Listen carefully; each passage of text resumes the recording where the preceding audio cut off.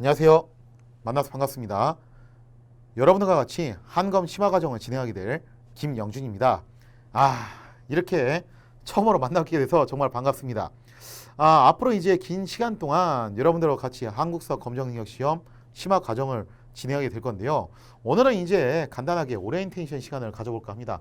그냥 가벼운 마음으로 어떤 식으로 이제 수업이 진행이 될 것인지, 그리고 또 어떤 쪽에 초점을 맞춰가지고 공부를 하셔야 되는지 가벼운 마음으로 들으시면 될 것 같아요.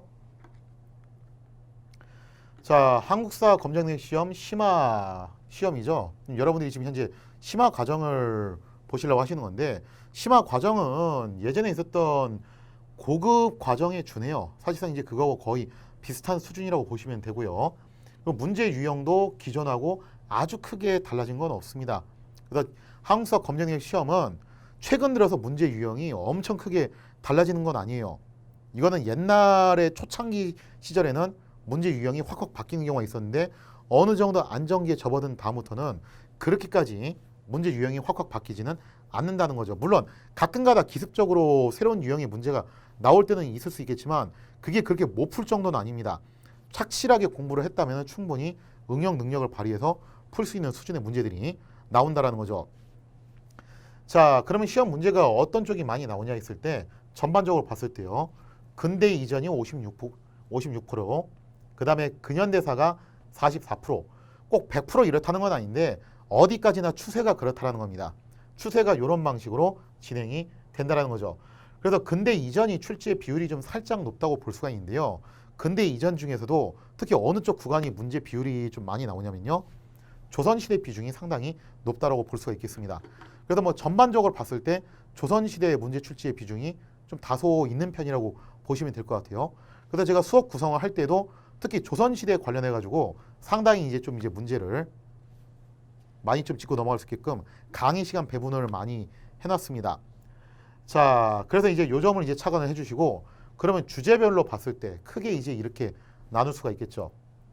정치, 그 다음에 경제, 사회, 문화, 이런 식으로 나눴을 때 역시 뭐니 뭐니 해도 어느 쪽에서 문제가 많이 나오냐면은 정치 파트에서 시험 문제가 정말 많이 나와요. 그래서 이제 정치에 대한 이야기가 시험 문제 비중이 제일 높고요. 그 다음에 문화라고 한다면은 보통 이제 사상 이야기, 종교 사상이죠, 주로.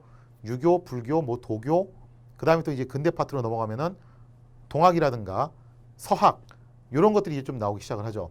이런 사상 이야기거나 아니면은 문화재나 혹은 유적지에 대한 이야기, 이런 것들, 예술 공예품 이런 이야기들이 출제가 좀 어느 정도 있는 편이죠. 그러니까 말고도 이제 뭐 경제 파트나 사회 파트에서 나오는 경우도 있는데, 여기서는 좀 다소 고난이도 문제가 나올 수가 있습니다. 하지만 출제 비중이 아주 높지는 않다는 거죠. 그러나 여기서도 어쨌든 간에 문제 출제가 되기 때문에 특히 배점이 높은 고난이도 문제가 나올 수 있기 때문에 방심하지 않고 착실하게 준비를 해주시면 될 것 같아요. 그러면은 학습 목표를 여러분들이 어떻게 잡고 공부를 어떤 식으로 하면 좋을 것인가, 거기에 대한 이야기를 한번 좀 다뤄보려고 하는데요. 지금 전반적으로 보면요, 시험 문제 난이도가 아주 높지는 않다라는 거 일단 좀 여러분들이 알고 계셔야 돼요. 물론 이것도 좀 상대적이긴 해요. 한국사 공부가 어느 정도 기초가 닦여 있는 분들한테는 뭐 요 정도는 할만하네 라고 느끼실 수 있지만, 기초가 전혀 안 되신 분들한테는 좀 어렵게 느낄 수는 있어요. 그건 뭐 당연한 얘기죠, 그게. 근데 적어도 심화 과정을 노리고 계시는 분들은 최소한 기초는 어느 정도 닦여 있다는 전제 조건 하에 제가 설명을 드리는 겁니다. 그래서 시험 난이도를 이렇게 생각하시면 될 것 같아요. 일단 수능보다는 조금 어렵게 나옵니다. 사실 수능 한국사가 난이도가 좀 많이 떨어졌기 때문에 수능보다는 좀 이제 어렵게 나온다고 보시면 되고요. 그 다음에 공무원 시험으로 비유를 하자면은 경찰 공무원 같이 정말 그렇게 어렵게 나오진 않아요. 경찰 공무원은 뭐 이제 악명이 높죠. 한국사 계통에서는 가장 문제가 지저분하게 나오는 걸로 정말 악명이 높은데, 그런 정도 수준으로 나오진 않아요. 그 얘기는 뭐냐면은 무슨 연도 단위로 모든 걸 다 외워야 되냐, 그렇게까지는 내진 않는다는 거예요. 무지막지한 암기 형태 문제는 그렇게 내진 않는다는 겁니다. 그래서 대략적인 난이도를 비유를 하자면은 공무원 시험 중에서도 제가 볼 때는 법원 행정직이나 아니면 이제 교육직 쪽, 그쪽 계통하고 좀 많이 비슷하다고 보시면 될 것 같아요. 일반 행정보다는 조금 쉬운 편이고, 딱 이제 법원 행정직, 교육직 쪽 계통하고 좀 비슷한 형태의 문제가 나온다고 보시면은 제가 볼 때는 이제 맞을 것 같아요. 그래서 수능보다는 어렵고 그다음에 일행이나 경찰 공무원보다는 쉽고 대략 이제 법원 행정직 그다음 교육 행정직 이쪽하고 좀 비슷한 난이도 수준이다라고 보시면 될 것 같습니다. 그리고 문제 난이도가 그렇다는 거고 유형은 이제 어떤 식으로 나오냐면은 이게 뭐 그렇게 지저분하게 문제를 꽈가지고 일일이 하나를 다 외우고 조금이라도 외우는 게 틀리면은 문제가 못 맞추고 그런 형태는 아니에요. 그렇게는 안 나오고 전반적으로 어떤 문제가 나오냐면은 흐름을 묻는 문제가 굉장히 많이 나와요. 그래서 암기를 하실 때도 토시 하나 틀리지 않고 모든 걸 다 외워야 되냐면은 그거는 아니라는 거죠. 그러실 필요까지는 없고 전반적인 흐름만 여러분들이 이해를 하시면은 크게 문제 푸시는데 어려움은 없다라는 거예요. 그래서 가장 중요한 게 뭐냐면 결국에는 흐름을 파악한다는 거. 그 다음에 주요 사건들의 핵심 내용이 뭐냐 그거를 파악한다는 거. 이런 것들이 여러분들이 공부하실 때 주안점으로 자리를 잡으셔야 될 부분이라고 볼 수가 있겠습니다. 예를 들자면은 이런 정도의 흐름은 여러분들이 알고 계셔야 된다는 거예요. 조선시대의 법전에 대해서 나온다고 했을 때 경국대전이 가장 먼저 나왔죠. 그 다음에 이제 속대전, 그 다음이 대전 통편, 그 다음에 대전 회통 요 순으로 나오는 건데 이거를 무슨 뭐 연도까지 정확하게 다 외워야 되냐 그것까지는 아니에요. 그 정도까지 물어보진 않지만 전반적으로 어느 왕 때 뭐가 나왔다 그리고 뭐가 먼저고 뭐가 다음이다 이런 정도는 여러분들이 이해는 하고 계셔야 된다는 거죠.